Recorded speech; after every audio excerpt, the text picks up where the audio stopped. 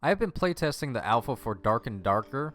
Dark and Darker is part of this new extraction genre of games. Think of Tarkov. Tarkov meets D&D. You choose a class, warrior, rogue, cleric, mage, etc.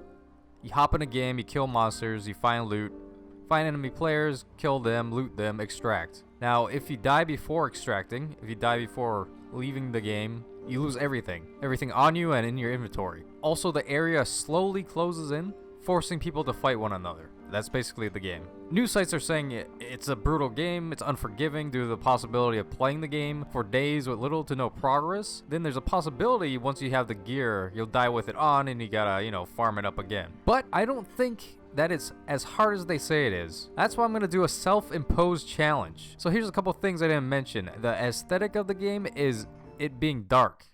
Also, I guess the name of the game is Dark and Darker, but it is dark. It is pitch black. There's actually a tactic for rogues is to run into a room, turn off all the lights, and just wait in the dark room and ambush people. So part one of the challenge is why not just make it permanently dark? Why not just lower the brightness to 0? So during this challenge, I'm going to have to feel my way around by just hitting the walls. As you can tell, I'm making very loud noises.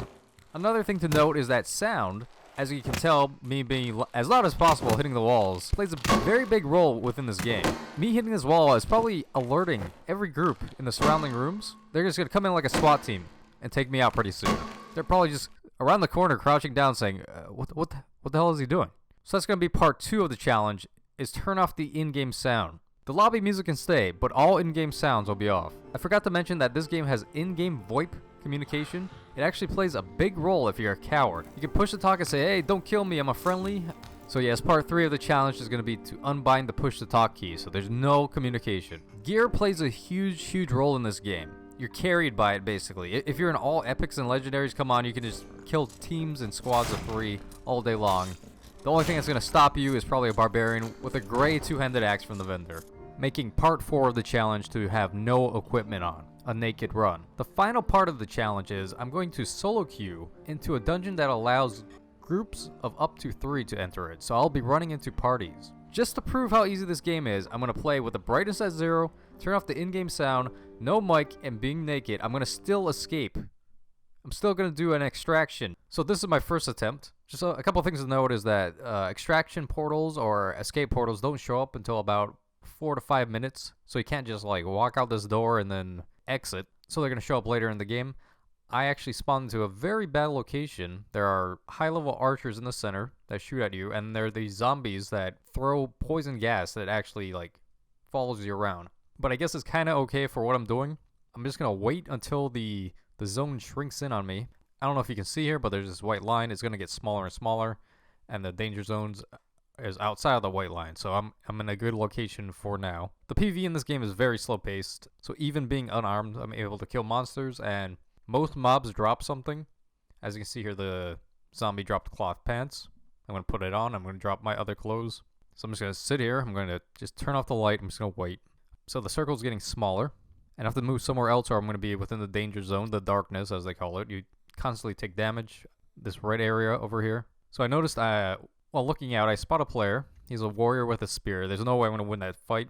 Spear is a very broken weapon, very overpowered.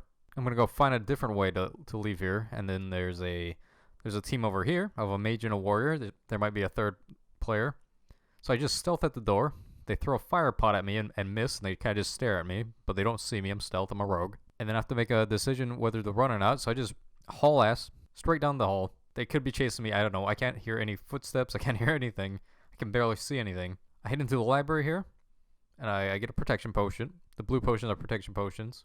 And then I find a red escape portal, but you don't want to go into the red one. That takes you deeper into the dungeon where there's harder mobs and better loot.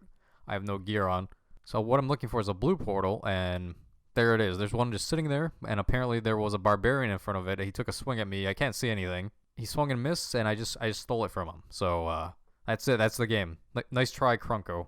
That's it. I did it in one attempt. That's Dark and Darker. That's what everybody's claiming is so brutal. I just walked around for 5 minutes. I probably could have done more looting. That's it. That's the game everybody's claiming is so brutal and so unforgiving. So thanks for watching.